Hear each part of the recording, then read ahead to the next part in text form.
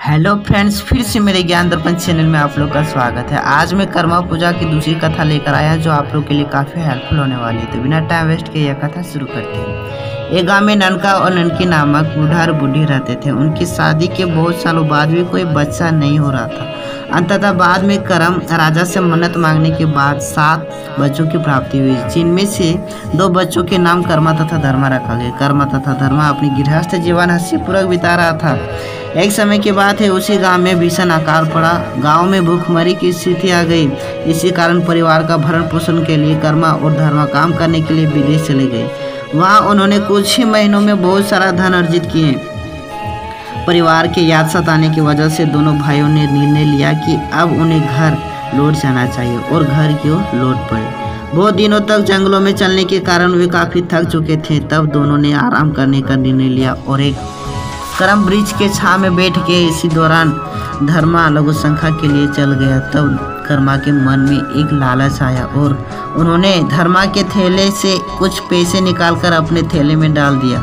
धर्मा इस बात से अनजान था, वह भला अपने भाई पर यह आरोप कैसे लगा सकता था। एक समय आराम करने के बाद वो फिर अपने गांव की ओर निकल पड़े। जाते जाते कई दिन लग गए, लेकिन अपने गांव नहीं पहुंच पा रहा था। अब कुछ लोगों के माध्यम से दोनों अपने गांव की खबर गांव तक पहुंचाया, लेकिन उन दोनों को लेने के लिए कोई भी शख्स नहीं आया। तभी कर्मा को यह देखकर काफ़ी गुस्सा और गुस्से से आग बबूला हो रहा था, लेकिन धर्मा बेचारा वो शांति से आगे बढ़ता ही चला जा रहा था। तब कुछ समय पश्चात आखिरकार वह अपना घर वापस पहुंच ही गया।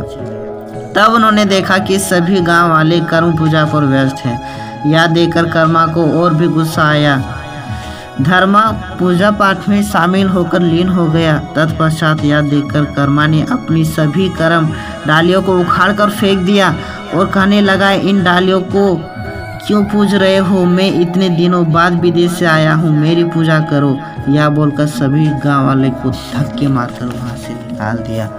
कुछ दिनों के बाद कर्मा का कमाया हुआ सारा पैसा खर्च हो गया और वह कंगाल हो गया। यहाँ तक खाने के लाले पड़ने लगे, जबकि धर्मा दिन पे दिन तरक्की करते चला जा रहा था। उसने अपने भाई के कंगाले पर बहुत शोक जताया और दया हुई तथा उसने अपने भाई और उनकी पत्नी को अपने खेत में रोपाई का काम करने के लिए खेत में बुलाया। धर्मा के लहलहाते खेत को देखकर कर्मा के मन में ज्वलनशील भावना उत्पन्न होने लगी और रात को सब लोग को सोने के बाद कर्मा खेत में जाकर फसलों को उखाड़कर फेंकने लगी। तभी एक देवी माँ की आकाशवाणी हुई और देवी माँ ने कहा, मूर्ख, या क्या कर रहे हो? या करके तुम्हें क्या मिलेगा?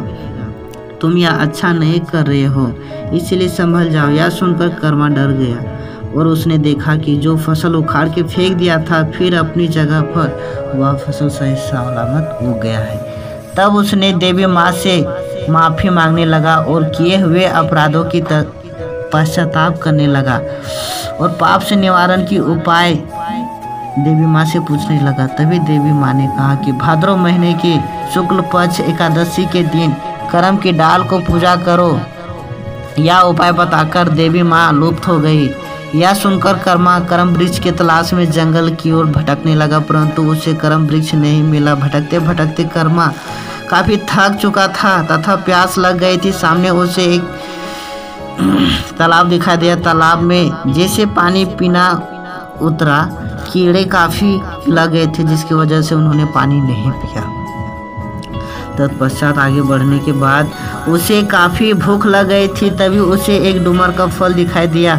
डूमर के फलों को जैसे ही खाना चाहा, उनमें कीड़े लग गए थे। अंततः वह निराश होकर आगे बढ़ने लगा। तभी उसने एक ग्वाला को दूध दूहते देखा, परंतु वह जैसे ही गाय के पास पहुंचा, गाय के थन से दूध की वजह खून निकलने लगा। अंततः कर्मा थक हार कर अपनी किस्मत पर रोने लगा तथा आगे बढ़ते बढ़ते वो चलता ही गया। करम की वृक्ष 7 समंदर पार था। कुछ दूर जाने के बाद उसे मगरमच्छ दिखाई दिया। तब उसने सोचा कि इसकी मदद से समंदर पार हो जाएंगे, लेकिन पानी की कमी से बेचारा वो खुद तड़प रहा था। इन समस्याओं से कर्मा सर पे हाथ रखकर बैठ गया। कर्मा से मिलने वाले लोग कर्मा के पास पहुंचकर उसकी यात्रा के बारे में पूछने लगा तथा सबने विनती करके कछुआ से कर्मा को 7 समंदर पार करके करण की डाली लाने में मदद की और वापस वह गांव लौटते समय वह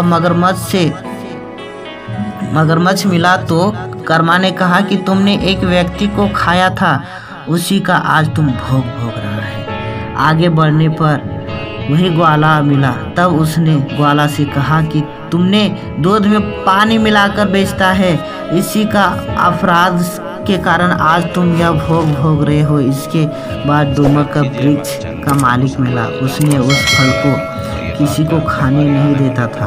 अंततः आखिरकार तालाब का मालिक मिलता है, उसने बताया कि तालाब का पानी पीने से मना करता है, इसीलिए ऐसा हुआ तथा सबने अपने पापों की मुक्ति के लिए चल पड़े तथा सबने श्रद्धा पूर्वक